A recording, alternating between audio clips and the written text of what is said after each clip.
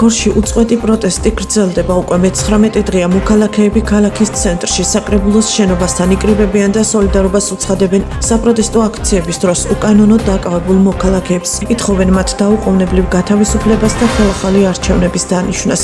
დღეს საპროტესტო აქცია გაიმართა ხაშურშიც.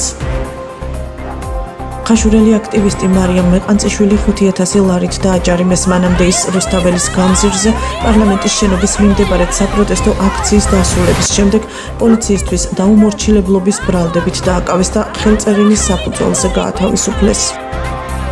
არ იყვნენ პოლიციელები, მათ არ ქონდათ არანაირი მაიდენტიფიცირებელი პოლიციელებისა.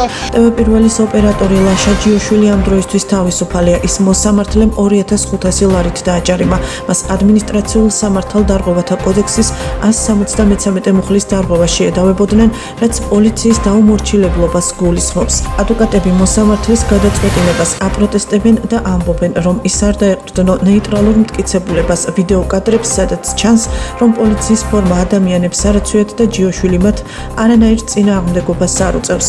მათი თქმით, მოსამართლემ მხოლოდ პოლიციელების ზრუჩვენებები გაითვალისწინა. ცნობისთვის ლაშა ჯიოშვილი 19 თებერვლის ღამეს ნიღბიანმა პირებმა გაიტაცეს. შემთხვევა ელბაქიძის დაღმართის მიმდებარე ტერიტორიაზე მოხდა. გავრცელებულ კადრებში ჩანს, რომ ოპერატორს მანქანაში ძალის გამოყენებით სვამენ. რამდენიმე საათის განმავლობაში ჯიოშვილის ადგილსამყოფელი უცნობი იყო. მოგწვდნენ ადამიანები, ჩაცმულები, ეს რაღაცა შეფუთულები, შეიძლება ითქვა, ზოგიერთ სახე კი უჩანდა პირველ ეტაპზე, მაგრამ მალევე მათ სახეები დაფარეს, მოგწვდნენ და დაიწყეს ჩვენი გადათრევა რაღაცა სიგნალეში ადგილისკენ.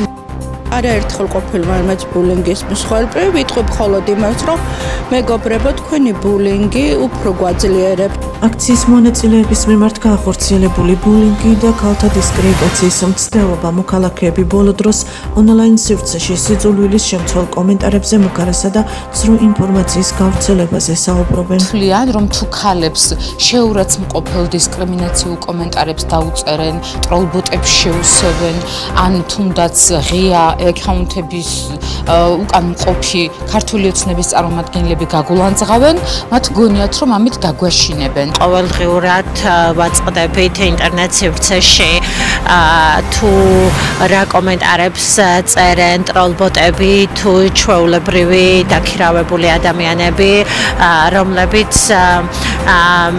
ადგილობრივ ხელისუფლებაში თუ ისე არიან დასაქმებულები.